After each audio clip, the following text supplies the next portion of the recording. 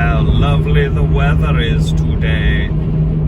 The rain, the gray sky. Oh my goodness, what a lovely day. Enough dilly-dallying. It is time to finish the shinguards for Rex. Alright, the spot putty is set, so now I'm going to sand it. We're going to start with an 80 grit, then I'm going to use a sanding sponge. I'll use the 180, then the 320, and then I will finish it with a 600 grit sandpaper. It will be largely boring, so we will do time lapse. Time lapse, activate!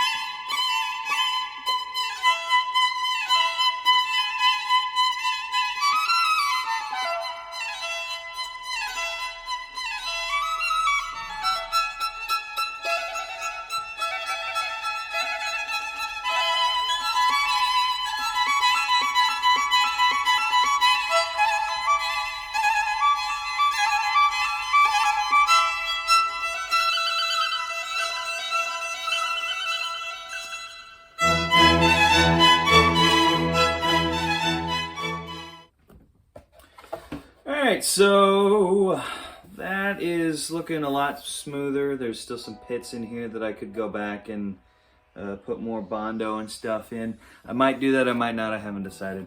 But as far as I'm concerned, that's probably about as exciting as watching me sand something is going to be.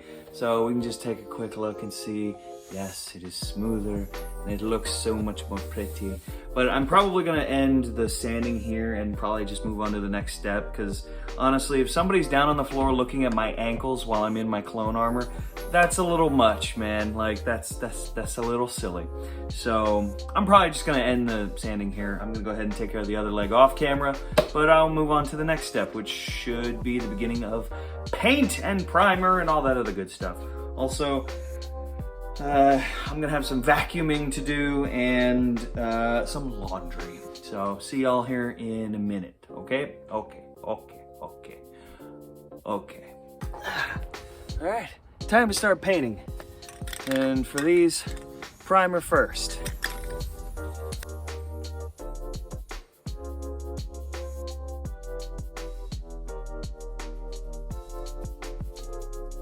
That can is out.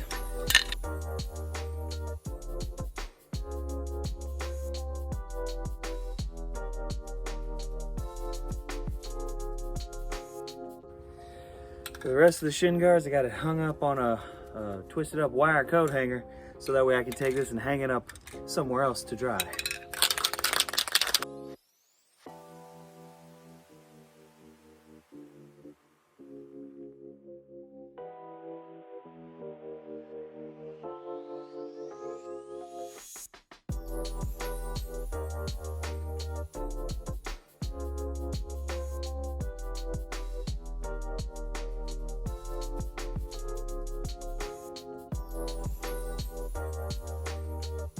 Alright, so with that, this is the, right leg? Yeah, this is the left leg. And I'm gonna go hang these up, and then later we'll put on the next layer of paint, and that'll be exciting. Alright, next layer, next day. It is time. It is time for the silver paint.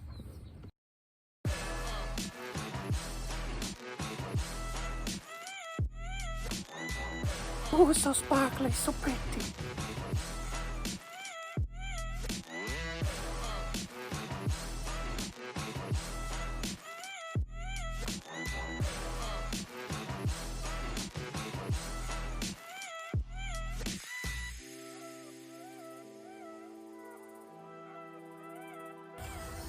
So shiny, so pretty. I just don't like the fact that the silver metallic flecks fly and get everywhere, including on the phone. That may be bad. But we will let this dry, then we'll do the next layer. Look at this weather, it's getting crazy. Just in time for Halloween. So for no particular reason, I'm interrupting my own video to share some thoughts with all of you. So I am obviously a huge nerd for Star Wars. Y'all know this about me already. That is not something that's difficult to grasp. But I haven't spent too much time in other works of fiction. Not to say that I don't like other works of fiction, I just haven't felt the desire to. It's kind of rainy out here. I have recently, as in last night, watched the first of the Lord of the Rings movies, The Fellowship of the Ring, for the very first time. The year is 2020, so I'm a little late to the party. Generally speaking, I've always been a fan of Star Wars, and I lean more towards liking sci-fi stuff. But I have always liked medieval fantasy here and there, different medieval-ish stories of knights and kings and such and whatnot. That is a big old spider right there. I never had given The Lord of the Rings a shot when it was actually out in theaters and stuff, for no other reason than the fact that I just never got around to giving it a chance, which is really dumb. Having finally watched The Fellowship of the Ring through from start to finish for the first time, you know, in 2020, but yeah, I can say that was a really good movie, man. I understand better now, like, why people love Lord of the Rings so much. And the fact of the matter is, you know, I'm sitting here playing like D&D, so of course, like, oh, stuff connects. I can see where some of the D&D inspirations have come from, you know, because of things like Lord of the Rings. I'm getting rained on. But I can see where people, you know, get a lot of that love for fantasy stuff from, and where a lot of it comes from stuff like Lord of the Rings. So, like, that was really cool. It's one of those things, too, like, the story and the characters and, like, the relationships going on between characters, like, especially with Frodo and the Hobbits, like, you know, these characters, they've known each other their whole lives and they care about each other. So it's like seeing that relationship between those guys, like, that was really cool. They care about each other. And Sam especially wants to help his friend. I gotta say, the bit there, like in the finale of the first movie where they're fighting all the orcs, and Boromir ends up, like, spoiler alert, the part where Boromir got shot with the arrows and that eventually kills him, and like, it's like, oh man, no, don't do this. Let him redeem himself, because he did a bad thing, and like, he's trying to fix it now. Like, he knows he screwed up. Like, just the way that all went down, like, that was really cool. So I don't know, I don't have anything insightful to say about the movie. The only insight right now is that it's starting to rain and I need to get back inside. All I meant to say was, like, I've watched the first of the Lord of the Rings movies for the first time from start to finish, and I really, really enjoyed it. It was really good. And I plan now to go and watch the second of the movies. And the title of the second movie is escaping me at the moment. You know, it's that one. Yeah. I'm so bad. I'm gonna lose, like, nerd credit for this. Whatever. It was a good movie, man. Anyway, I just wanted to share. Now we need to start masking and getting this ready for the next layer of paint, the white paint. And I'm noticing that it's reflecting the light onto my face, and that's kind of cool. I think I mentioned how I was gonna do the weathering, doing the toothpaste method. So this is the right elbow pad, right? It's gonna go like that. If you look at it, you know, obviously the paint is all borked up like it's been in battle. It's meant to look like chipped paint, and it legitimately is chipped paint. The way we get the chipped paint is we paint our first layer. For this, it's the silver. Then we mask what we want to keep silver, right? So I wanted these splotches in here, and I wanted these edge lines, and I wanted these. Toothpaste, put the toothpaste in the spots you want to keep, then you paint over the toothpaste and the entire part. In this case, I painted it with the white, right? And since this piece has the blue stripe going down the middle, I then mask off the spots where I want the white paint to show through, like the big scratch here and the edges of the blue stripe. So we have the silver showing through the white and the blue, then we have the white showing through the blue. So, you know, we get this layered effect. So clearly, like, oh, this item is made of metal, it was painted white, and then over top of the white, it was painted blue, but it's been beat up and the paint has been chipped away, so it looks like this. So that is what we're going to do now with the shin guards. In order to do this method, I have a little bit of toothpaste left, and this is just the cheap, like $1 toothpaste you can get, because I'm not using it for its intended purpose, so I'm not going to spend the money to get the good stuff. Got my part, it's painted silver. I'm going to mask off what I want to keep, or rather, I'm going to mask off the spots where the silver needs to come through. So, you know, something like this, it's the shin guard, it's low to the ground. I would imagine that as you walk around, you're kicking things accidentally, or stuff is bumping into your leg, especially on this edge line. I'm gonna put a lot of toothpaste along this edge, so that way, like, the silver can show through there. So stuff like that, and then like glancing shots of something that went ping off the side here. So that's what we'll do there. And I have my iPad. This is the 501st Legion CRL, which stands for Costume Reference Library. This is the official image of, like, Captain Rex. So while I'm not necessarily expecting to get myself back into the Legion with my costume, I want to keep it up to that sort of standard. So I've been using this image and other images to make my costume look good to those standards. Oh, and also make sure you have snacks. Snacks are important. I got some dried pineapple, although I'm betting it's got a bunch of sugar in it or something. Yeah, it's got a bunch of sugar in it, but I don't know. I like pineapple. Okay, so I'm seeing what we're wanting here. Yeah, minty fresh. I don't have a lot of toothpaste, so I have to be sparing. Actually, so you know what? I'm not gonna do this just in case. I'll do the back, the right side back calf. We'll do. Put some here, and honestly, this is just about as simple as just doing this, getting little splotches on there. And I mean, I've also got a toothbrush, so I can try and spread this out, or kind of, you know, moosh it up or whatever. You can use a toothpick to kind of get skinnier lines or whatever. It kind of just, you know, you just kind of have to play with it and figure out how you can make the toothpaste sort of move in a way that kind of makes sense.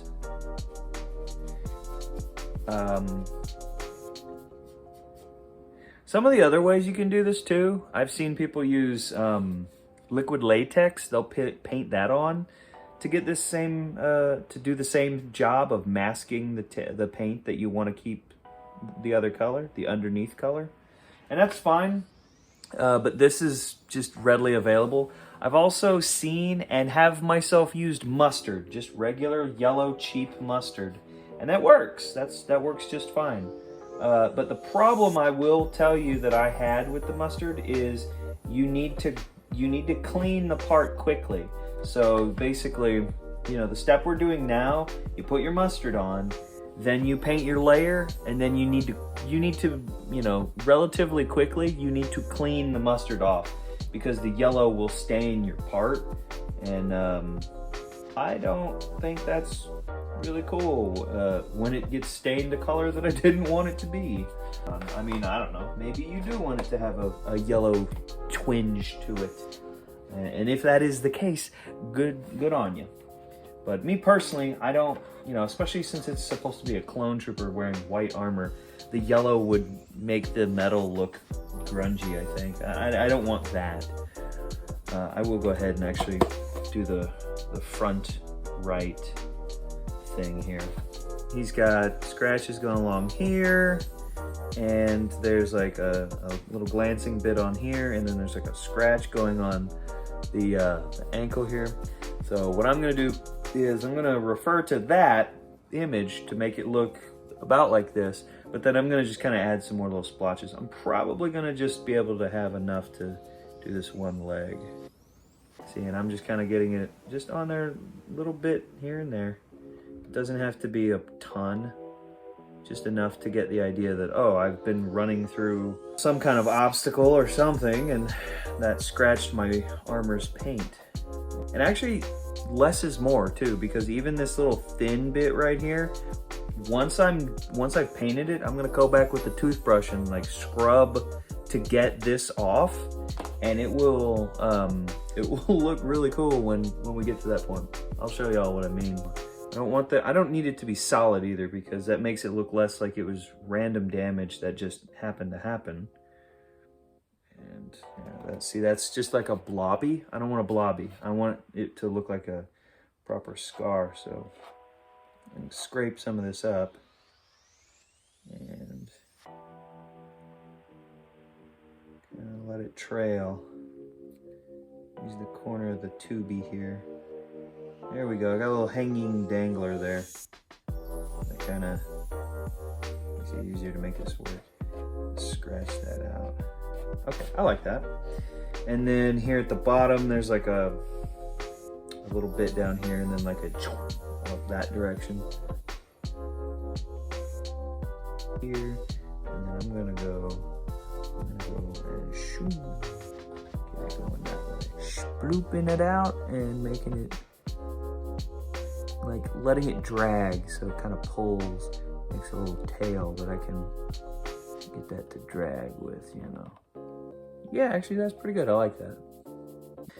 And you don't want it to be too symmetrical either, because an object in real life doesn't get weathered symmetrically. That's the thing of it. Like, as the elements affect an object, it's not gonna look perfect and pristine like that. That's just not how it works. So you want to make sure to try and keep things with a bit of a randomness to the whatever has happened to it. You know, less is more, less is more.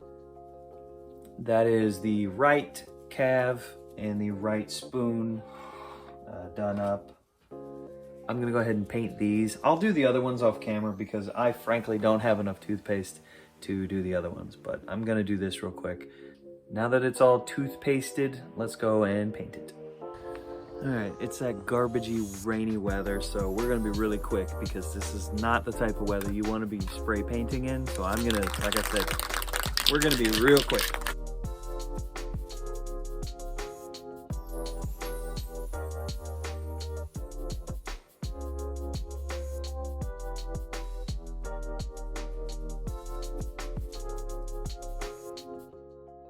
All right, technically, I kind of technically lied. We're not doing paint, we're using just flat white primer.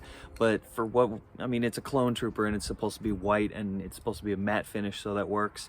But I'm gonna go ahead and get this out of the raininess, and get the camera out of the rain because I don't like being out here with this and also getting paint on my phone. That is bad. The white paint, the white primer is now dry. So these parts are looking like this. Ooh. So now we must clean off the toothpaste. We have a sink. We have a toothbrush. We have water. And this is pretty straightforward. Water on the part, toothbrush, clean the part. Very simple. I am going to use cold water. I don't think hot water would hurt this ABS plastic, but you know, just for the sake of being careful. I'm gonna go ahead and do this.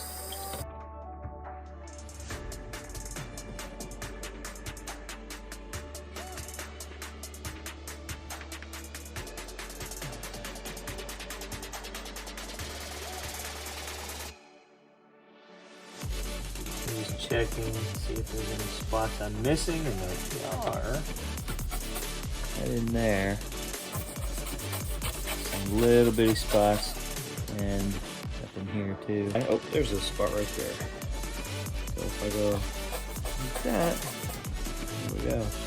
I'm just gonna give it a once over with some cold water, just in case, to make sure I got everything, and just to clean off any more toothpaste that's left over.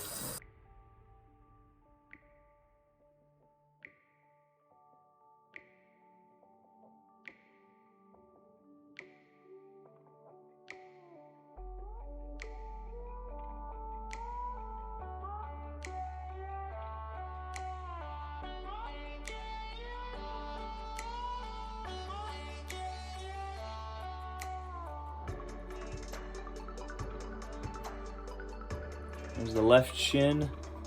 It's looking really cool. Lastly, the spoons.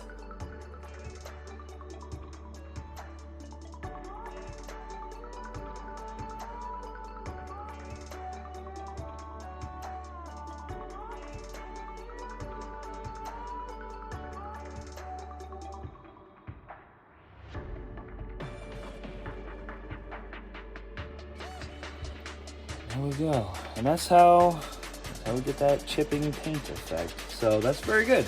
All of the parts have been primed, silvered, then masked and painted. So everything on the entire suit is looking the way it should. So the next step, I do believe, will be weathering, like the other weathering, the final weathering that I want to do. So I think I'll cover that in the next video. So that'll be, I think the next video will be final weathering, clear coat, and the final assembly of the suit. We will see. Hopefully that's what it is. If not, I don't know. But we will see what the next thing is. So thank you very much. Have a good night.